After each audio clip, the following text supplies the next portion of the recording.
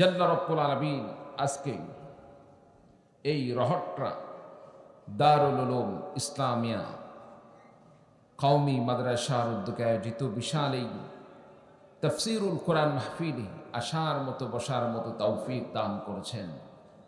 সেই মহান মুনিবের দরবারে কালিমাতুশ শুকুর আদায় করছি। সকলেই বলি আলহামদুলিল্লাহ। অনেক আসলে আমাদের কষ্টটা আপনাদেরকে বোঝানো মুশকিল। মানুষ মনে করে হুজুররা মাহফিলে যায়, দামি দামি খাবার খায়, হুজুরদের চাইতে সুখে আর কে আছে। আসলেই যে জিনিস যত বেশি দামি, সেই জিনিস মানুষের কাছে যদি ইজি হয়ে যায়, সেটা যদি স্বাভাবিক প্রক্রিয়াতে যে লেভেলের তার মানে দরকার তার চাইতে বেশি হয়ে গেলে সেটা এক প্রকার একটা চাপ তৈরি হয়ে যায়, অস্বাভাবিক হয়ে যায়।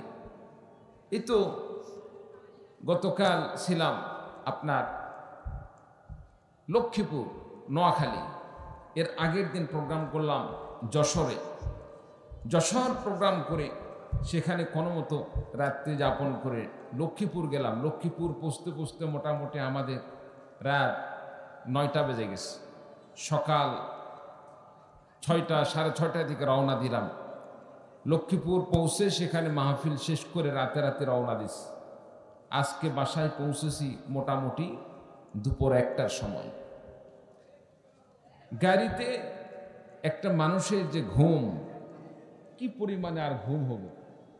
সম্মানিত উপস্থিতি, এক পর্যায়ে ঘুমিয়ে পড়ছিলাম, বাসায় কেউ নাই, দরজা টরজা সব লাগিয়ে ঘুমালাম। কোন দিক দিয়ে নামাজের রক্ত চলে গেছে আমি বুঝতে পারি নাই। ফোন অনেক বাজছে। পরবর্তীতে আমার ড্রাইভার ফোন দিয়ে বলতেছে, হুজুর মাহফিলে কি যাবেন না নাকি আজকে? সম্মানিত উপস্থিতি, কোনো ব্যক্তির যদি ঘুমের মধ্যে নামাজের রক্ত পার হয়ে যায়, মাসলা কি? ঘুম তো নিজের হাতে কর্তৃত্ব থাকে না। ঘুম থেকে জাগ্রত হওয়া এটা নিজের কর্তৃত্ব থাকে না। দ্রুত উঠে যে নামাজটা চলে গেছে, গাবি হয়ে গেছে, কাজা হয়ে গেছে, সেটার সঙ্গে সঙ্গে তুলে নেওয়া। আল্লাহ তাআলা সওয়াব দান করবেন, সুবহানাল্লাহ। শরীরটা এত নার্ভাস লাগতেছিল বলার মতো নাই। সম্মানিত উপস্থিতি, তো সব কিছু মিলেই আল্লাহ তাআলার দরবারে শুকরিয়া। আগের সাউন্ডটা ভালো ছিল, আগে বলতে একটু আগে যেটা ছিল, এখন বেশি করার কারণে এলোমেলো হচ্ছে। সম্মানিত উপস্থিতি, যতই কষ্ট হোক না কেন, কোরআনের মাহফিল, আল্লাহ পাকের পবিত্র কালামের মাহফিল, এই মাহফিলে এসে সাধারণত মুমিনদের অন্তরে প্রশান্তি লাভ করবে, শান্তি পাবে, তৃপ্তি অর্জন করবে। এটাই তো স্বাভাবিক, কি বলেন ঠিক কিনা? সম্মানিত উপস্থিতি, গত বছর ছিলাম, এবছর আল্লাহ কবুল করছেন, আসতে পেরেছি আমরা সকলেই। আবার আমাদের সাক্ষাতের ব্যবস্থা হয়েছে। আল্লাহ তাআলা যদি কবুল না করতেন তাহলে তো সাক্ষাৎ হতো না। একজন মুমিন আর একজন মুমিনের সাথে যদি নেক নিয়তে ভালোবাসার নজরে বান্দা যদি তাকায়, আল্লাহ তাআলা প্রত্যেকটা নজরের মধ্যে, সাক্ষাতের মধ্যে বান্দার জন্য সওয়াবের ব্যবস্থা করে দেন, সুবহানাল্লাহ। সম্মানিত উপস্থিতি, পবিত্র কোরআনে কারীম থেকে বিশেষ করে আমার আগে যিনি আলোচনা করছেন, আমরা তো তাদের ছাত্র সমতুল্য, ছেলে সমতুল্য, বয়সের দিক দিয়ে এবং সর্বদিক থেকে, এলেম কালাম ইত্যাদি। আপনাদের এলাকার সন্তান হয়তোবা এলাকায় ওই রকমভাবে মানুষের কাছে মূল্য হয় না।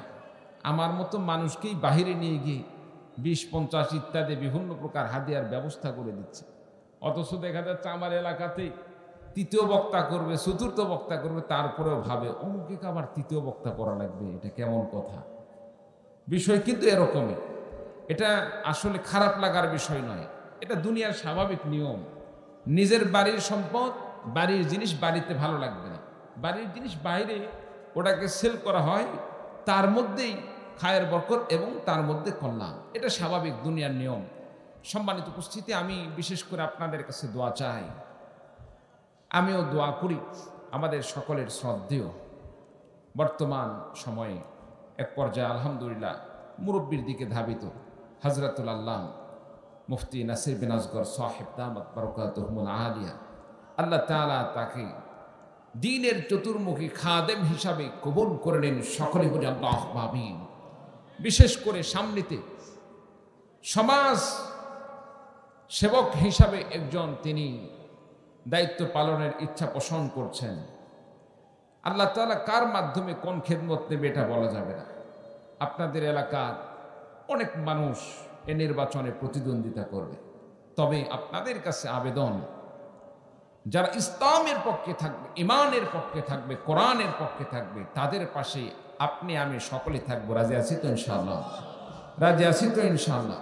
দলমত নির্বিশেষে হতে পারে একজন অন্য দলের লোক, কিন্তু সে যদি প্রতিশ্রুতি দেয় হুজুর আমি অমুক দল করি, কিন্তু কোরআনের যে বিধান আছে, কোরআনের শাসন, এলাকার যে সমস্ত মাদ্রাসা মসজিদ আছে, এলাকার ধর্মীয় দিক থেকে ইসলামের যত সেবা করা দরকার সব কিছু করব।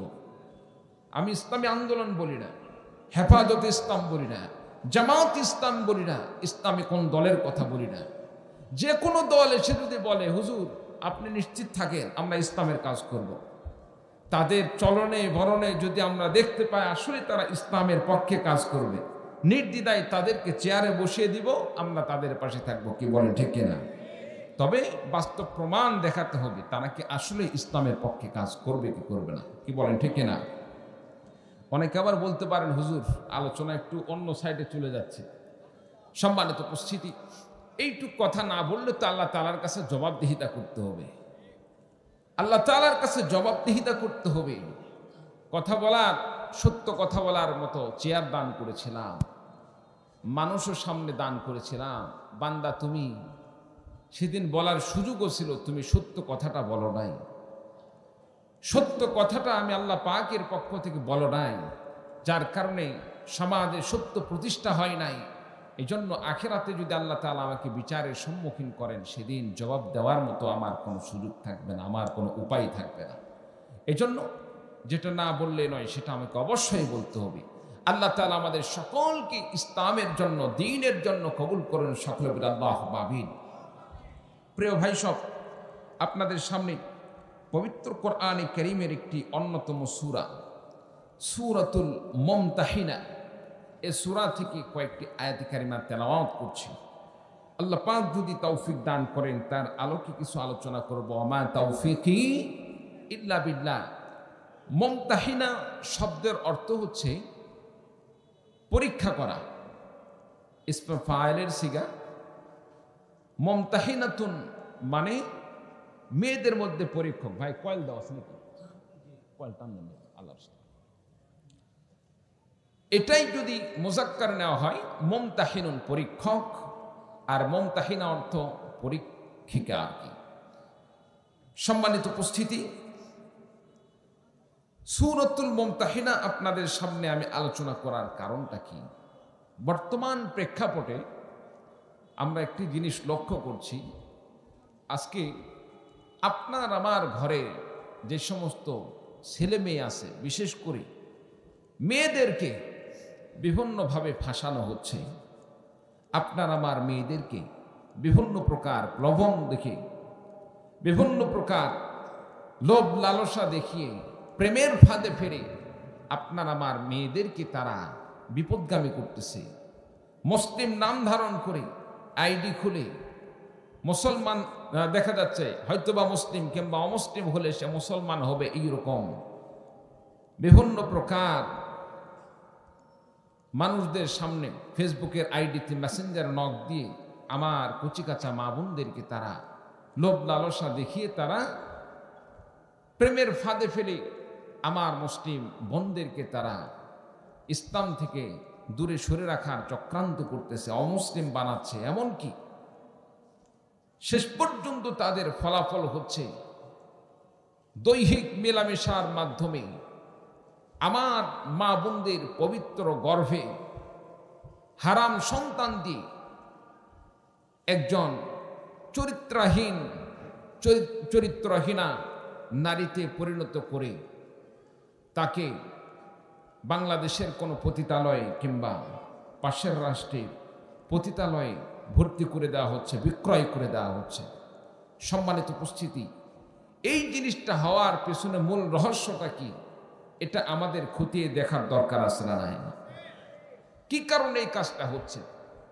সম্মানিত উপস্থিতি, একজন মেয়ে আপনার বাড়িতে পর্দা করে মুসলমান বলে আপনার বাড়িতে আসলো, আর আপনার বাড়িতে যে মা বোনেরা আছে তাকে একেবারে না চেনা না জানা একজন মানুষকে আদর যত্ন করতে করতে একবারে ঘরের মধ্যে জায়গা দেওয়া, এটা কিন্তু ঠিক নয়। একটা মানুষকে পরীক্ষা করতে হবে, তার বাস্তব মূল পরিচয়টা কি। পরিচয় যদি না জানা থাকে, অনেক সময় অনেক নারীরা মুসলমানের নাম দিয়ে মুসলমানের বাড়িতে গিয়ে মুসলমানের মেয়েদেরকে ফাঁদে ফেলে বাড়ির ভিতরে বিভিন্ন প্রকার ছিনতাই করতেছে, বাড়িতে বিভিন্ন প্রকার তারা বাড়ির সম্পদগুলো লুটপাট করতেছে। এইরকম অনেক হচ্ছে। এই জন্য এগুলো থেকে আমাদেরকে সচেতন হতে হবে, সজাগ হতে হবে।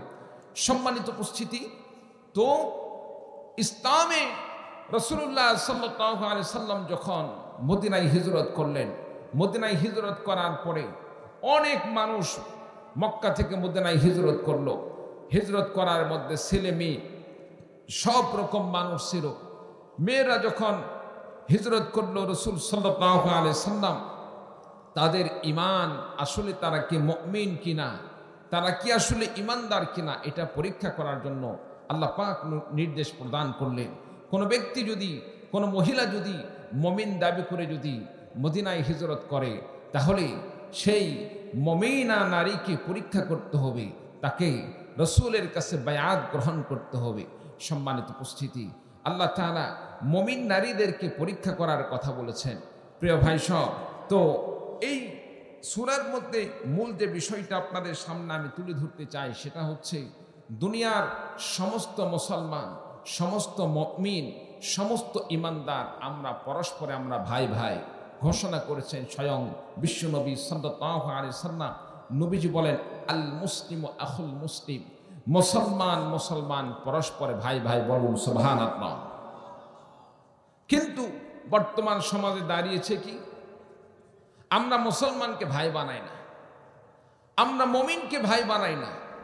একজন মুসলমানের সাথে আমাদের লেনদেন হয় না, একজন মুমিনের সাথে আপনার আমার সৌজন্যতা আসে না, ভালোবাসা তৈরি হয় না। একজন বিধর্মীর সাথে আমরা সখ্যতা তৈরি করি, বিধর্মীর সাথে আপনার আমার ব্যবসায়ী লেনদেন করি। আপনার আমার কাছ থেকে 2 টাকা একজন মুসলমান লাভ করবে, এটা আমরা চাই না। আমরা দেখে শুনেই মুসলমানের দোকান বাদ দিয়ে বিধর্মীদের দোকানে যাই। এইরকম হয় কি হয় না? সম্মানিত উপস্থিতি, মুমিনের জন্য এটা উচিত নয়। একজন বিধর্মী আপনাকে উপরে উপরে অনেক ভালোবাসা দিতে পারে, কিন্তু প্রকৃতপক্ষে কোনো বিধর্মী, কোনো কাফের মুশরিক মুসলমানদেরকে ইমান থেকে, অন্তর থেকে তারা ভালোবাসে না। চিৎকার দিয়ে বলুন ঠিক কিনা? তারা শুধু স্বার্থের জন্য ভালোবাসে, স্বার্থ ছাড়া এক চুল পরিমাণ আপনার কাছে তারা এগিয়ে আসবে না। সম্মানিত উপস্থিতি, সে কথাই আল্লাহ তাআলা কোরআনে কারীমের মধ্যে বলেন যে কোনো মুমিনের জন্য কোনো কাফের মুশরিক বন্ধু হতে পারে না। কোনো কাফের মুশরিক মুমিনের কাছে মুমিনের কল্যাণের কোনো বার্তা তারা পৌঁছাইতে পারে না, বরং সুযোগ পাইলেই তারা ঈমানদারদের ঘাড়ে বসে পড়বে, মুমিনদেরকে তারা আক্রমণ করে বসবে। রাসূলুল্লাহ সাল্লাল্লাহু আলাইহি সাল্লাম যখন হিজরত করলেন, হিজরত করার পরে ইসলামে সর্বপ্রথম যে যুদ্ধটি সংগঠিত হয়েছিল, বলুন তো ইসলামে সর্বপ্রথম যে বিজয় আল্লাহ দান করেছিলেন সেই যুদ্ধের নাম কি? জোরে বলেন। বদর যুদ্ধ আল্লাহ তাআলা এই যুদ্ধে বিজয় দান করেছিলেন। মক্কা থেকে একজন গায়িকা মদিনায় গেলেন, যাওয়ার পরে নবীর সাথে দেখা হলো। রাসূলুল্লাহ সাল্লাল্লাহু আলাইহি সাল্লাম সেই গায়িকাকে বললেন, তুমি তো মক্কার সেই গায়িকা, তুমি মদিনায় আসছো কেন? তুমি কি হিজরত করেছো? মহিলা বললেন, না আমি হিজরত করি নাই। বিশ্বনবী বললেন, তাহলে মনে হয় তুমি ঈমান এনেছো, মুমিন হয়েছ। মহিলা বলল, না আমি মুমিন হই নাই। নবীজি বললেন, তাহলে মক্কাসের মদিনায় আসার রহস্যটা কি? মহিলাটি বললেন, ইয়া রাসূলুল্লাহ, ইয়া হাবিবাল্লাহ, আপনি তো এমন একটি বংশের লোক, কুরাইশ বংশের লোক। কুরাইশ বংশের চাইতে নামি দামি বংশ দুনিয়াতে আর কোনো বংশ হতে পারে না। আপনার বংশের লোকেরা আমাকে নিয়ে গিয়ে নাচ গানে আমাকে সেখানে নাচ গান করা, আমাকে যে হাদিয়া উপঢৌকন দান করত, পুরস্কার দান করত, সেটা নিয়ে আমার জীবিকার ব্যবস্থা হইত। কিন্তু এই বদর যুদ্ধের পরে এমন একটি অবস্থা হয়ে গেছে, আমার আরবে কুরাইশ বংশের ওই সমস্ত যেই লিডারগুলো আমাকে দিয়ে নাচ গান করাইতো, তারা তো দুনিয়া থেকে বিদায় নিয়ে চলে গেছে।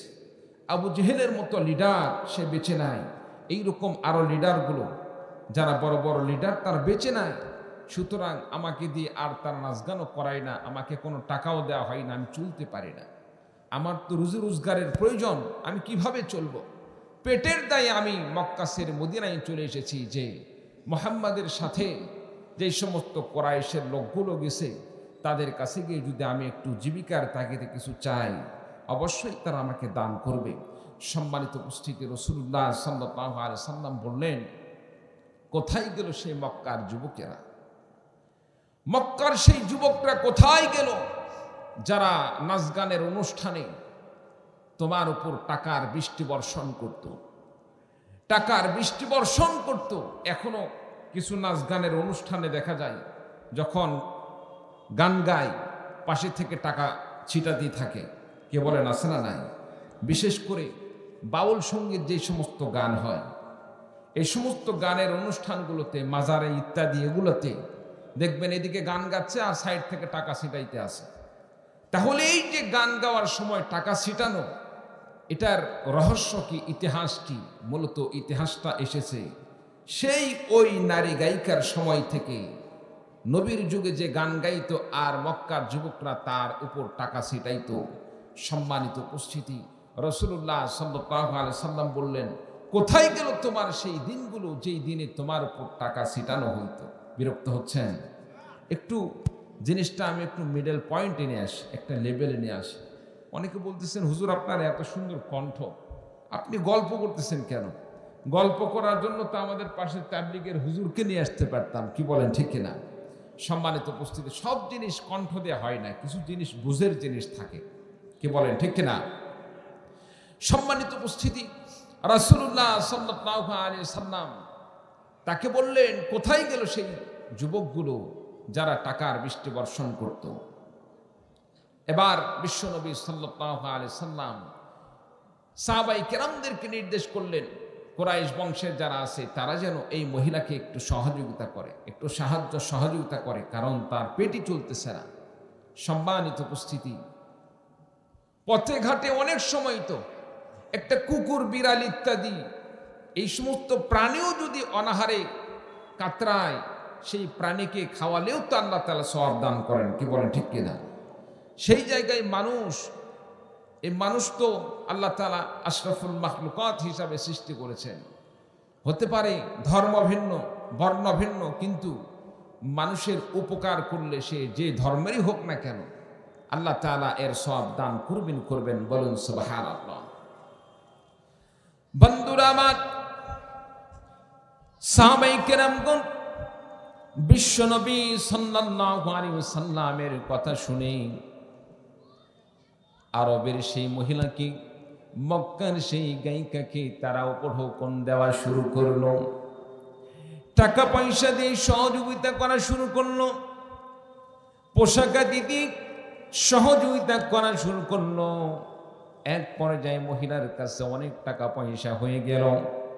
আমার ভাইরা, আমার বন্ধুগণ, এখান থেকে আপনার আমার যে শিক্ষার বিষয় হলো, বিশ্বনবী এই মহিলার বিপদের সময়, এই মহিলা তার জীবন পরিচালনার ক্ষেত্রে যখন নাটকে গেল, তার খাবারের জন্য, তার পোশাকের জন্য যখন প্রয়োজন হলো, বিশ্বনবী ধর্মের দিকে তাকালেন না, শুধু মানবতার দিকে লক্ষ্য করে সাহাবায়ে কেরামদেরকে নির্দেশ করলেন, তার পাশে দাঁড়াও। বলুন সুবহানাল্লাহ। সম্মানিত উপস্থিতি, রাসূলুল্লাহ সাল্লাল্লাহু আলাইহি সাল্লাম একজন সে বিধর্মী হিসাবে সাহাবীদেরকে বলতে পারতেন কোনো খাবারের দরকার নাই, কোনো টাকা পয়সা দেওয়ার দরকার নাই, বলতে পারতেন, কিন্তু কি বলেন ঠিক কিনা? কিন্তু তা করেন নাই।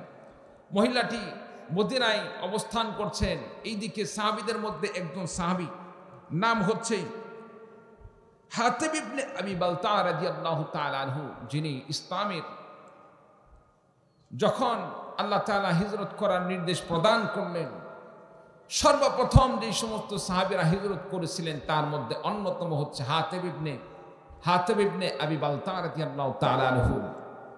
তিনি চিন্তা করলেন, ইতিমধ্যে তিনি লক্ষ্য করছেন মক্কার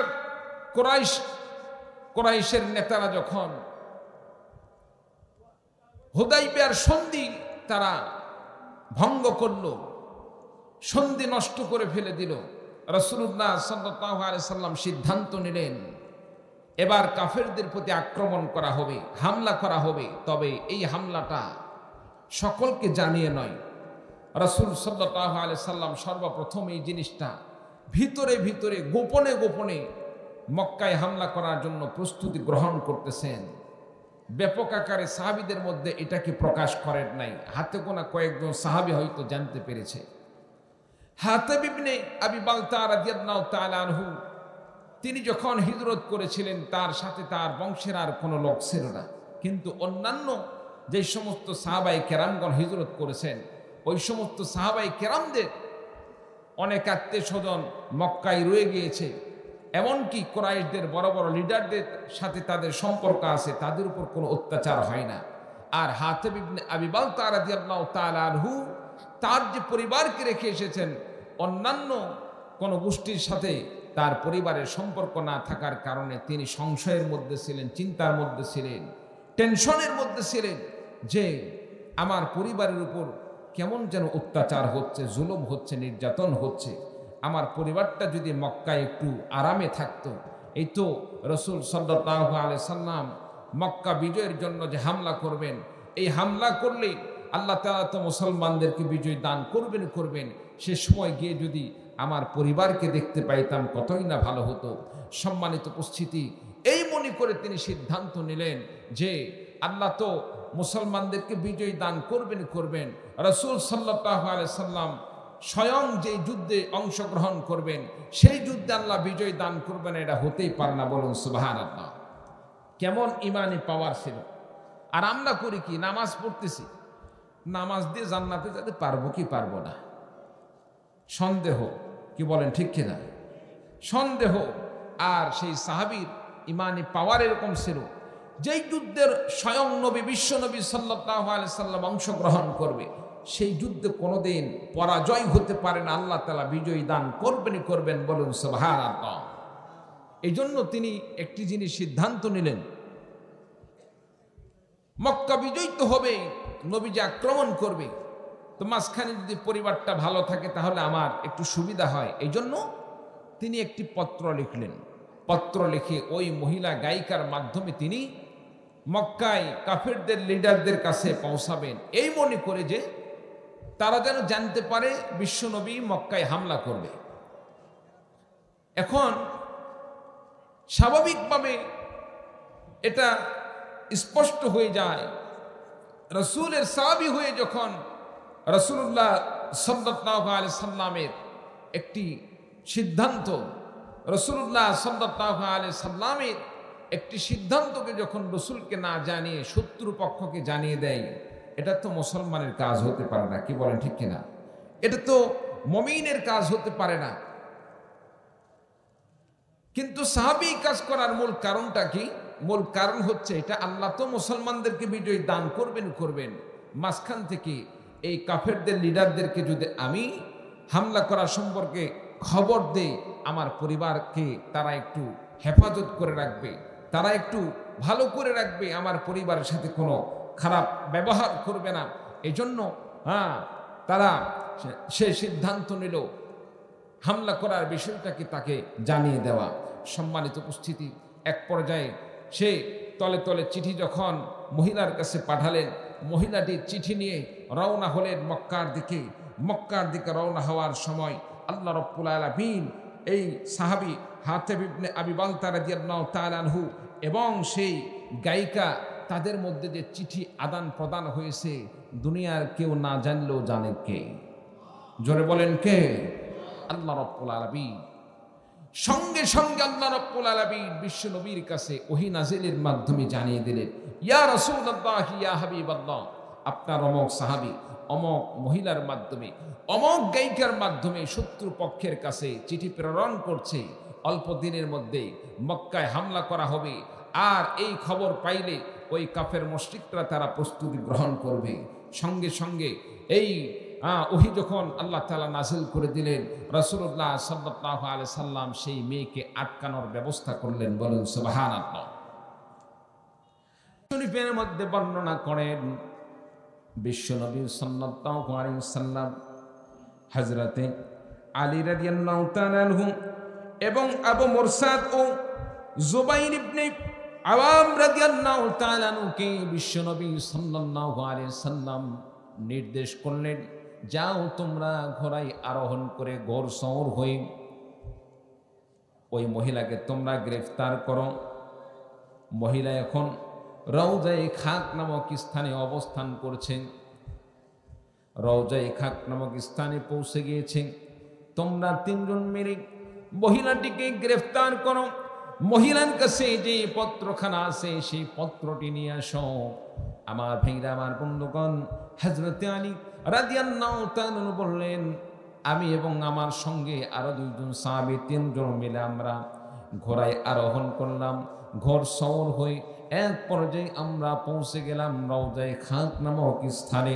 সেই জায়গায় যখন পৌঁছে গেলাম, পৌঁছার পরে লক্ষ্য করে দেখলাম সেই গায়িকা সেখানে অবস্থান করছে, যেই জায়গার কথা আল্লাহ পাক বিশ্ব নবীর কাছে জানিয়ে দিয়েছেন। বলুন সুবহানাল্লাহ। আমার ভাইরা, আমার বন্ধুগণ, সাহাবী বলেন, এইবার আমরা মহিলাকে গ্রেফতার করলাম। মহিলাকে বললাম, এবার আমরা সেই গায়িকাকে বললাম, তোমার কাছে একটি পত্র আছে, পত্রটি তাড়াতাড়ি আমাদের কাছে হস্তান্তর করো। তোমার কাছে একটি গোপন চিঠি আছে, চিঠিটা তাড়াতাড়ি আমাদের কাছে দিয়ে দাও। মহিলা বললেন, না, আমার কাছে কোনো চিঠি নাই, আমার কাছে কোনো পত্র নেই। তিনজন সাহাবী মিলে মহিলার যে সমস্ত আসবাবপত্র ছিল সবগুলো চেক করলেন। সব কিছু চেক করার পরেও মহিলার কাছে কোনো চিঠিপত্র পাওয়া গেল না। তারা আশ্চর্যান্বিত হয়ে গেলেন, এখন কি করা যায়? মহিলার তো কোনো চিঠিপত্র, মহিলার কাছে কোনো চিঠিপত্র পাওয়া গেল না। আমার ভাইরা, আমার বন্ধুগণ, এক পর্যায়ে সাহাবায়ে কেরামদের মাথার মধ্যে একটি জিনিস কাজ করলো, একটি জিনিস মাথার মধ্যে কাজ করলো। মহিলার কাছে আমরা চিঠি পাই নাই, কিন্তু বিশ্ব নবী সাল্লাল্লাহু আলাইহি সাল্লাম বলেছেন মহিলার কাছে চিঠি আছে। আমার নবী যেই কথা মুখ দিয়ে বাহির করেছেন, আল্লাহর কসম করে বলি, নবীর কথা কোনোদিন মিথ্যা হতে পারে না। বলুন সুবহানাল্লাহ। সাহাবায়ে কেরামদের মধ্যে ওই তিনজনের মধ্যে সিদ্ধান্ত হলো, যেই নবী কোনোদিন মিথ্যা কথা বলেন নাই, আল্লাহ পাক ওহী নাযিলের মাধ্যমে জানিয়ে দিয়েছেন বিশ্ব নবী যে চিঠির কথা বলেছেন, অবশ্যই মেয়ের কাছে চিঠি থাকতেই হবে। কারণ মহিলার কাছে যদি চিঠি না পাওয়া যায়, নবীর কথা মিথ্যা হয়ে যাবে।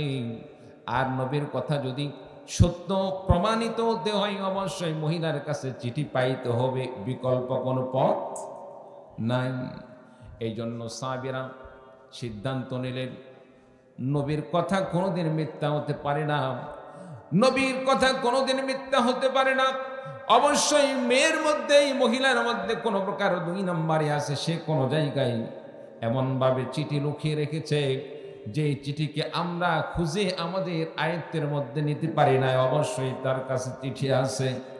তিনজন মিলে এবার মহিলাকে চাপাচাপি শুরু করে দিল। এমনকি তারা জানিয়ে দিল, স্বেচ্ছায় যদি আমাদের কাছে চিঠিটাকে দেওয়া না হয়, হস্তান্তর করা না হয়, এমনকি আমরা নবীর কথাকে প্রমাণিত করতে গিয়ে আমরা সিদ্ধান্ত নিতে বাধ্য হব, আপনার সমস্ত শরীরের পোশাকগুলো খুলে খুলে পুরা শরীর তন্ন তন্ন করে খুঁজে আপনার কাছ থেকে চিঠি বার করতে বাধ্য হব। বলুন সুবহানাল্লাহ। সাহাবীরা যখন এই কথা বললেন, মহিলাটি বুঝতে পারলো এদের হাত থেকে ছাড় পাওয়ার কোনো সুযোগ নাই। সুযোগ আছে? যেভাবেই হোক চিঠি বার করবে এরা, আর তো কোনো রক্ষা নাই। কারণ নবী যে জায়গায় বলছে তার কাছে চিঠি আছে, এই কথা তো মিথ্যা হতে পারে না। আমার ভাইরা, আমার বন্ধুগণ, এক পর্যায়ে মহিলা বাধ্য হয়ে তার মাথার চুলের বেনিটা খুললেন, চুলের খোপাটা খুললেন। চুলের খোপা খোলার পরে চুলের মধ্য থেকে চিঠিটা বাহির করে সাহাবীদের হাতে দিয়ে দিলেন। বলুন সুবহানাল্লাহ। চিঠিপত্রটি নিয়ে সাহাবায়ে কেরামগণ বিশ্বনবীর সামনে চলে গেলেন। প্রিয় ভাই সব, এবার এই চিঠিটা কে পাঠালো সে অনুযায়ী সাহাবী রাসূলুল্লাহ সাল্লাল্লাহু আলাইহি ওয়াসাল্লাম এবার সাহাবী হাতিব ইবনে আবি বালতাআ রাদিয়াল্লাহু তাআলা আনহুকে ডাকলেন। ডাকার পরে রাসূল সাল্লাল্লাহু আলাইহি সাল্লাম জিজ্ঞাসা করলেন, তুমি যে তার কাছে চিঠিটা পাঠিয়েছ তার হাত দিয়ে, এটার মূল রহস্য কি? সে যে চিঠি প্রেরণ করছে এই কথা যখন হযরত ওমর রাদিয়াল্লাহু তাআলা আনহুর কানে গেল, ওমর রাদিয়াল্লাহু তাআলা আনহু বললেন, আমাদের সাথেই থাকে, আমাদের সাথেই খাওয়া পড়া, আমাদের সাথেই নামাজ পড়ে, সব আমল করে, আবার আমাদের সমস্ত তথ্যগুলো গোপনে গোপনে শত্রুপক্ষে আদান প্রদান চলতেছে। নিঃসন্দেহে মুনাফিক। আর ওমর রাদিয়াল্লাহু তাআলা আনহু সিদ্ধান্ত নিলেন, নবীজিকে বললেন, ইয়া রাসূলুল্লাহ, ইয়া হাবিবাল্লাহ, একটাবার শুধু আপনি আমাকে অনুমতি দান করেন, তার গর্দানটাকে আমি মুহূর্তের মধ্যে উড়িয়ে দেই। বলুন সুবহানাল্লাহ। হযরত ওমর রাদিয়াল্লাহু তাআলা আনহুর মতো ইমানি চেতনার দরকার আছে না নাই? ইমানি চেতনার দরকার আছে না নাই? সম্মানিত উপস্থিতি, আজকে আমাদের যুবক ভাইরা আজকে কাফের মুশরিকদের ফাঁদে পড়ে আমাদের নিজের পরিচয় আমরা ভুলে গিয়েছি। ইসলামকে নিয়ে এত কটূক্তি করা হয়, ইসলাম বিরোধী এত কাজ করা হয়, ইসলামকে নির্মূল করার জন্য এত চক্রান্ত হয়, ষড়যন্ত্র হয়। যুবক ভাইদের গায়ের রক্ত গরম হয় না, কি বলেন ঠিক কিনা? অথচ ওই সমস্ত সাহাবায়ে কেরামগণ কেমন ছিলেন? কোনো জিনিস যদি সন্দেহযুক্ত হয়, সন্দেহযুক্ত জিনিসকেও তারা মারাত্মক আকার ধারণ করার মতো গ্রহণ করে সেটাকে উৎখাত করার চেষ্টা করত। প্রিয় ভাই সব, আপনাকে আমাকে সচেতন হতে হবে, সজাগ হতে হবে। সচেতন যদি হতে না পারি, এক সময় ইসলামকে তারা নির্মূল করার যা করার দরকার সেটাই করবে। তবে আপনাদের কাছ থেকে আমি জানতে চাই, ইসলামকে দুনিয়া থেকে মিটে ফেলার জন্য যদি ষড়যন্ত্র হয়, চক্রান্ত হয়, এমনকি আমার বাংলাদেশ থেকেও ইসলামকে উৎখাত করার ষড়যন্ত্র হয়েছে, চলতেছে, সামনেও চলবে। যদি কোনো প্রকার এইরকম ষড়যন্ত্র হয় আর আলেম ওলামাগণ যদি আপনাকে আমাকে ইসলাম রক্ষা করার জন্য কোরআনের মাঠে রক্ত এবং জীবন দেওয়ার জন্য আহ্বান করেন, ইসলামের জন্য রক্ত এবং জীবন দিতে কোন কোন ভাই প্রস্তুত আছেন? দুহাত তুলে আল্লাহকে দেখিয়ে দিন। তাকবীর দিলে তো একবার লস মশা, জোরে তাকবীর দিতে হবে। মুমিনের তাকবীর হবে, ইমানই বলে এমন তাকবীর হবে যেই তাকবীরের মাধ্যমে আশেপাশে এমন প্রকম্পন হবে যাতে করে মানুষ বুঝতে পারবে ইমানদারের তাকবীর হচ্ছে। চিল্লা বলুন ঠিক কিনা? তাকবীর দেওয়া যাবে তো ইনশাল্লাহ? দেওয়া যাবে তো ইনশাল্লাহ? আমার সাথে পারবেন আপনারা? পারবেন? তাহলে দেখা যাক কি কোন একটু তাকবীর দেওয়া যায় তো ইনশাল্লাহ? লিল্লাহি তাকবীর। পিছনের ভাইদের আওয়াজ নাই, কি বলেন? আওয়াজ আছে? পিছনের ভাইদের তেমন আওয়াজ আমি পাইলাম না। কি বলেন, আপনারা কি আওয়াজ দিছেন নাকি? পিছনে থাকার কারণে মনে আওয়াজ কম। আচ্ছা দেখি সামনের ভাইরা চুপ করেন, দেখি পিছনের ভাইদের একটু আওয়াজটা আমি চেক করি। হয়েছে, আবার লাগলে বলবো না। সামনের ভাইরা চুপ করেন, পিছনের ভাইদের একটু ইমানি তাদের পাওয়ার, তাকবীরের কেমন পাওয়ার, এই জিনিসটা একটু আমি দেখতে চাই। কি বলেন? রাজি আছেন তো ইনশাল্লাহ? সামনের ভাইরা চুপ থাকবেন, পিছনের ভাইরা তাকবীর দেবেন। লিল্লাহি তাকবীর। আছে তো দেখা যায়, পিছনে থাকার কারণে মনে আওয়াজ একটু কম। এবার পিছনের ভাইরা চুপ করেন, সামনের ভাইদেরকে আমি একটু পরীক্ষা করতে চাই, সামনের ভাইদের আওয়াজ কেমন একটু দেখতে চাই। লিল্লাহি তাকবীর, মাশাআল্লাহ। আগে পিছে সমান তালে দেখতেছে, একই রকম আওয়াজ। এখন যদি আমি আপনাদের সকলকে নিয়ে আমি তাকবীর দেওয়ার ব্যবস্থা করি, সামনে পেছনে সবাই মিলে যদি আমরা তাকবীর দিই, আওয়াজ আগের চাইতে বাড়বে না কমবে? যদি আওয়াজ বাড়ে আল্লাহ খুশি হবেন না বেজার হবেন? আল্লাহু আকবার শব্দের অর্থ কি? আল্লাহ সবচাইতে বড়, আল্লাহ সবচাইতে বড়। এই কথা যদি আমরা বড় আওয়াজ দিয়ে বলি, আল্লাহ তাআলা আরো বেশি খুশি হবেন। কি বলেন, ঠিক কিনা? এবার আমরা সকলেই মিলে এবার তাকবীর দেব। রাজি আছেন তো ইনশাআল্লাহ? রাজি আছেন তো ইনশাআল্লাহ? নারায়ে তাকবীর, নারায়ে তাকবীর। দিন ইসলাম, দিন ইসলাম। নারায়ে তাকবীর। আল কোরআনের আলো, আল হাদিসের আলো, কোরআন সুন্নাহ যেখানে, লিল্লাহি তাকবীর। মাশাআল্লাহ, আওয়াজ আছে, বোঝা যাচ্ছে এবার। রহট্টবাসের মোটামুটি ইমানি পাওয়ার আছে। আল্লাহ তাআলা আমাদের সকলকে ইসলামের জন্য কবুল করুন। সকলে বলেন আল্লাহুম্মা আমিন।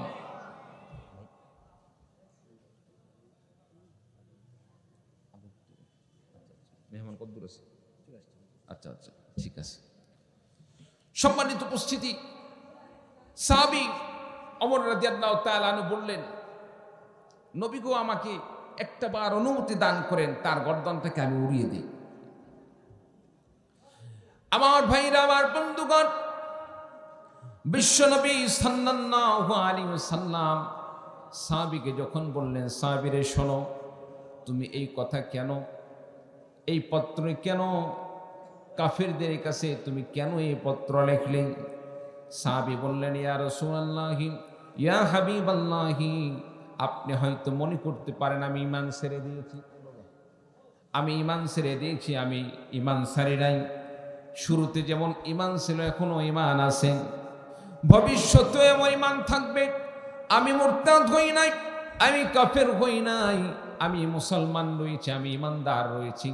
তবে আমি যে জিনিসটা চেয়েছিলাম, আমার মনের যে চাহিদা, সেই জিনিসটা আমি আপনার কাছে বর্ণনা করি। আমার ভাইরা, আমার বন্ধুগণ, সাহাবী বললেন, ইয়া রাসূলুল্লাহ, ইয়া হাবিবাল্লাহি, যেই যুদ্ধে বিশ্বনবী সাল্লাল্লাহু আলাইহি ওয়াসাল্লাম স্বয়ং নিজেই অংশগ্রহণ করবেন, নিঃসন্দেহে আল্লাহ রাব্বুল আলামিন সেই যুদ্ধে মুসলমানদের পরাজয় দান করবেন না, মুসলমানদেরকে আল্লাহ পাক বিজয় দান করবেন। আমি জানি আল্লাহ রাব্বুল আলামিন মুমিনদেরকে এই যুদ্ধে বিজয় দান করবেন। মুসলমানদের বিজয় হবে, ইসলামের বিজয় হবে। আর মাঝখানে যদি আমার পরিবারটাকে একটু সেভ করতে পারতাম, এই জন্য আমি সিদ্ধান্ত নিলাম, যুদ্ধের এই বিষয়টা যদি আমি কাফেরদের কাছে একটু আমি জানিয়ে দিতে পারি, কাফেররা আমাকে মনে করবে আমি তাদের লোক মনে করে আমার সন্তানদেরকে, আমার আত্মীয় স্বজনকে, আমার পরিবারকে তারা ভালো করে রাখবে। আমার আত্মীয় স্বজনদের সাথে কোনো খারাপ আচরণ করবে না, জুলুম করবে না, নির্যাতন করবে না, অত্যাচার করবে না। আমার ভাইরা, আমার বন্ধুগণ, সাহাবে বললেন, ইয়া রাসূলুল্লাহ, ইয়া হাবিবাল্লাহি, যেহেতু ইসলাম বিজয় হবেই হবে, মক্কা বিজয় হবেই হবে, এটাকে কেউ আটকাইতে পারবে না। ইসলামের বিজয় হবে, মুসলমানদের বিজয় হবে, বিজয় দেখব। মাঝখান থেকে আমার পরিবারটাকে যদি আমি পেতে পারি, এটা আমার জন্য অনেক কল্যাণকর হবে। এই মনে করে আমি খবরটি পৌঁছেছিলাম। আমার ভাইরা, আমার বন্ধুগণ, যেভাবে হোক শত্রুপক্ষের কাছে নিজের পরিবারকে সেভ করার জন্য যে গোপন তথ্যটা দেওয়া হয়েছে, এটা মোটেও আল্লাহ রাব্বুল আলামিনের কাছে ভালো লাগে নাই। বলুন সুবহানাল্লাহ। আমরা অনেক সময় কোনো কাজ করি না জেনে, না বুঝে, অনেক সময় বেখেয়ালে এমন কিছু কাজ হয়ে যায় যেটা মূলত উদ্দেশ্য ছিল না, উদ্দেশ্য না থাকা সত্ত্বেও সেটা হয়ে যায়। কি বলেন, ঠিক কিনা? বড় বড় মানুষ আমরা এরকম ভুলের শিকার হয়ে যাই, এইরকম মিস্টেকের শিকার হয়ে যায়। সাহাবীর ঈমানের মধ্যে এইটুক মনোবল আছে, ইসলামের তো বিজয় হবেই হবে। মক্কা যখন বিজয় হবে, মক্কা বিজয়ের পরে সমস্ত সাহাবীরা যখন মদিনা থেকে মক্কায় গিয়ে তাদের পরিবার দেখতে পাবে, পরিবার দেখতে পাইলে সবাইকে ভালো লাগবে। আর আমার পরিবারের সাথে যেহেতু যোগাযোগ হচ্ছে না, আমার পরিবারও যদি সেখানে ভালো থাকে, আমিও যে যদি তাদেরকে পাই আমাকেও ভালো লাগবে। সাহাবীর মনে এটাই তামান্না ছিল, ইসলাম তো বিজয়ী হবেই, সেই জায়গায় সাথে সাথে যদি আমার পরিবারকে পায় আমার উপকার হবে। সম্মানিত উপস্থিতি, এই কথাটি আল্লাহ রাব্বুল আলামিন কোরআনে কারীমের মধ্যে ঘোষণা দিয়ে বলেন, ইয়া আইয়ুহাল্লাযীনা আমানু লা তাত্তাখিযু আদুওয়ি ওয়া আদুওয়াকুম আওলিয়াআ তুলকুনা ইলাইহিম বিল মাওয়াদ্দাহ ওয়া ক্বাদ কাফারু বিমা জাআকুম মিনাল হক يخرجون الرسول وإياكم أن تؤمنوا بالله ربكم إن كنتم خرجتم جهادا في سبيلي وابتغاء مرضاتي يصرون إليهم بالمودة চিৎকার দিয়ে বলুন আল্লাহু আকবার। আল্লাহ রাব্বুল আলামিন বলেন, হে ঈমানদারগণ, লা তাত্তাখিযু আদুওয়ি ওয়া আদুওয়াকুম, তোমরা আমার শত্রুকে, কার শত্রু? কে বলতেছেন? আল্লাহ বলতেছেন, হে ঈমানদারগণ, তোমরা আমার শত্রুকে, ওয়া আদুওয়াকুম, এবং তোমাদের শত্রুকে, আমি আল্লাহর যারা শত্রু এবং তোমাদের যারা শত্রু, ওই সমস্ত শত্রুদেরকে তোমরা গ্রহণ করো না। লা তাত্তাখিযু, গ্রহণ করো না। আউলিয়া, তোমরা বন্ধু হিসাবে গ্রহণ করো না, তোমাদের নিকটতম লোক হিসাবে, তোমাদের বন্ধু হিসাবে তোমরা গ্রহণ করো না, ভালোবাসার পাত্র হিসাবে গ্রহণ করো না। কেন গ্রহণ করো না? আল্লাহ তাআলা বলেন, তুলকুনা ইলাইহিম বিল মাওয়াদ্দা, যে সমস্ত আমার শত্রু এবং তোমাদের শত্রুদেরকে তোমরা বন্ধু হিসাবে গ্রহণ করছো, গ্রহণ করে তাদের কাছে তুলকুনা ইলাইহিম বিল মাওয়াদ্দা, তোমাদের ভালোবাসা তাদের কাছে ছড়িয়ে দিচ্ছ। আমার ভাইরা, আমার বন্ধুগণ, বর্তমান বিশ্বে একটি জিনিস আমরা খেয়াল করলে দেখতে পাই, আজকে আমরা ক্ষমতায় থাকার জন্য, ক্ষমতায় যাওয়ার জন্য, ক্ষমতার চেয়ারকে মজবুত করার জন্য মুসলিম রাষ্ট্র প্রধানগুলো আজকে মুসলিমদের সাথে সম্পর্ক মজবুত না করে, সম্পর্ক উন্নয়ন না করে, ক্ষমতার চেয়ারকে টিকে রাখার জন্য, সম্মান টিকে রাখার জন্য মুসলমানদের বন্ধু না বানিয়ে বড় বড় হিন্দু, খ্রিস্টান, ইহুদিদেরকে তারা বন্ধু হিসাবে গ্রহণ করেছে। চিৎকার দিয়ে বলুন ঠিক কিনা? সৌদি আরবের মতো লোক, সৌদি আরবের মতো একটি রাষ্ট্রের রাষ্ট্রপ্রধান, দুবাইয়ের মতো একটি রাষ্ট্রের রাষ্ট্রপ্রধান, যারা মুসলমান হওয়া সত্ত্বেও তারা কাফের মুশরিকদেরকে বন্ধু হিসাবে গ্রহণ করতেছে। কেন? তারা মনে করতেছে এই বন্ধু, কাফের মুশরিক যদিও ধর্ম ভিন্ন, কিন্তু তাদেরকে যদি আমরা বন্ধু বানাই, অস্ত্র দিয়ে, বিভিন্নভাবে সেনা দিয়ে, অস্ত্র দিয়ে আমাদেরকে সেভ করবেন। আমার ভাইরা, আমার বন্ধুগণ, বলুন তো দেখি, মূলত আপনাকে আমাকে যিনি হেফাজত করবেন, যিনি রক্ষা করবেন, তার নাম কি? আল্লাহ রাব্বুল আলামিন হেফাজত করবেন, আল্লাহ রাব্বুল আলামিন রক্ষা করবেন। আর যখন চিন্তা ভাবনা এমন হবে, দুনিয়ার অমুকে রক্ষা করবে, অমুকে আমার পাশে না দাঁড়ালে আমি টিকতে পারবো না, আমার ভাইরা, আমার বন্ধুগণ, দেখা যাবে এক সময় ধ্বংস অনিবার্য হয়ে যাবে। এই জন্য মুমিনের সবচেয়ে বেশি ঈমানী চেতনা হবে, আল্লাহ রাব্বুল আলামিন আমার সব, আল্লাহ পাক আমার সব কিছু করার মালিক, আমাকে হেফাজত করার মালিক, আমাকে রক্ষা করার মালিক আল্লাহ। আমার ভাইরা, আমার বন্ধুগণ, সে কথাই আল্লাহ তাআলা বলেন, তোমরা কাফের মুশরিকদেরকে, তোমরা বেদিনদেরকে, কাফের মুশরিকদেরকে বন্ধু হিসাবে গ্রহণ করো না। যারা আমার শত্রু এবং তোমাদের শত্রু, তাদের সাথে ভালোবাসা বিনিময় করো না, তাদের কাছে নিজের কলিজাকে উজাড় করে দিও না, কারণ তারা তোমাদের সাথে উপরে উপরে ভালোবাসা দিবে, তলে তলে তোমাদের গোড়া কেটে শেষ করে দিবে। চিল্লা বলুন ঠিক কিনা? আল্লাহ রাব্বুল আলামিন সে কথাই বলেন, تلقون إليهم بالمودة وقد كفروا بما جاءكم من الحق يخرجون الرسول وإياكم أن تؤمنوا بالله ربكم আল্লাহ রাব্বুল আলামিন বলেন, রে আমার ইমানদার বান্দারা শোনো, কেমনে করে আমার শত্রু বললাম, তোমাদের শত্রু বললাম। যদি তারা তোমাদের শত্রুই না হয় তাহলে তারা এই কাজ কেমনে করলো, কিভাবে তারা এই করলো, তারা যে কাজ করেছে সেটা কেমন হলো। অকদ কাফারু বিমা জাআকুম মিনাল হক, যদি তারা তোমাদের বন্ধুই হয়ে থাকে, তাদেরকে যদি তোমরা বন্ধু হিসাবে গ্রহণ করে নাও, এই জিনিসটা একটাবার ভেবে দেখো। তাদের কাছেও তো আমি আল্লাহ রাব্বুল আলামিন আমার বিধান দান করেছিলাম।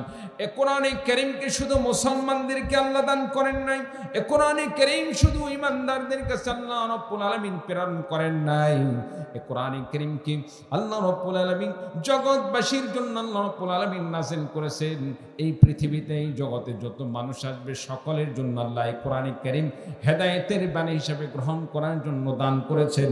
তোমরা কোরআনে কারীমকে হেদায়েতের বাণী হিসেবে গ্রহণ করেছো, অথচ যে কাফেরদেরকে তোমরা বন্ধু হিসাবে গ্রহণ করতেছো, আমি আল্লাহ বললাম তারা আমার শত্রু, তোমাদের শত্রু। ওয়াকাদ কাফারু বিমা জাআকুম মিনাল হক, আমি আল্লাহ পাকের পক্ষ থেকে যে সত্য বাণীকে আমি আল্লাহ রাব্বুল আলামিন তোমাদের কাছে নাযিল করলাম, যদি তারা তোমাদের বন্ধু হয়ে থাকে, সত্যকারে বন্ধু হয়ে থাকে, তাহলে তারা এই কোরআনে কারীমকে গ্রহণ করলো না। তারা কোরআনে কারীমকে গ্রহণ না করে কোরআনে কারীমকে অস্বীকার করলো। তোমরা তো তাদেরকে কোরআনে কারীম গ্রহণ করাইতে পারলে না। যারা কোরআনে কারীমকে গ্রহণ করলো না তাদেরকে কিভাবে তোমরা বন্ধু হিসাবে গ্রহণ করো? শুধু তাই নয়, আল্লাহ তাআলা ঘোষণা দিয়ে বলেন, ইউখরিজুনার রাসূলা ওয়া ইয়্যাকুম আন তুমিনু বিল্লাহি রাব্বিকুম। এই কাফেররা, এই মুশরিকরা তোমাদেরকে এবং তোমাদের রাসূলদেরকে এই মক্কা থেকে তারা বাহির করে দিয়েছিল, তারা মাতৃভূমি থেকে বাহির করে দিয়েছিল। এই রাসূল এবং এই মুমিনদের কোনো অপরাধ ছিল না, একমাত্র তাদেরকে মক্কা থেকে বাহির করে দেওয়ার যে অপরাধ ছিল, যে কারণটা হলো এই আনতুমিনু বিল্লাহি ওয়া বিল্লাহি রাব্বিকুম, তোমরা এবং তোমার রাসূল আল্লাহ রাব্বুল আলামিনের প্রতি ঈমান এনেছিল, এক আল্লাহর প্রতি ঈমান এনেছিল যে আল্লাহ রাব্বুল আলামিন তোমাদের রব, প্রতিপালক। সেই রবের প্রতি ঈমান আনয়ন করার কারণে তোমাদেরকে তারা রাষ্ট্র থেকে বাহির করে দিল, দেশ থেকে বাহির করে দিল। তাদেরকে তোমরা কিভাবে বন্ধু হিসাবে গ্রহণ করো? বলুন সুবহানাল্লাহ। কালিমা পড়ুন, লা ইলাহা ইল্লাল্লাহ।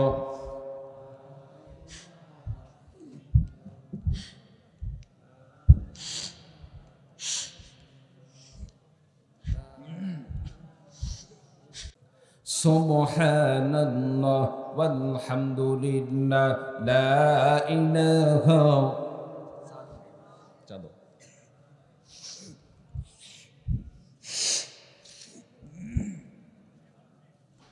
লা ইলাহা ইল্লাল্লাহ লা ইলাহা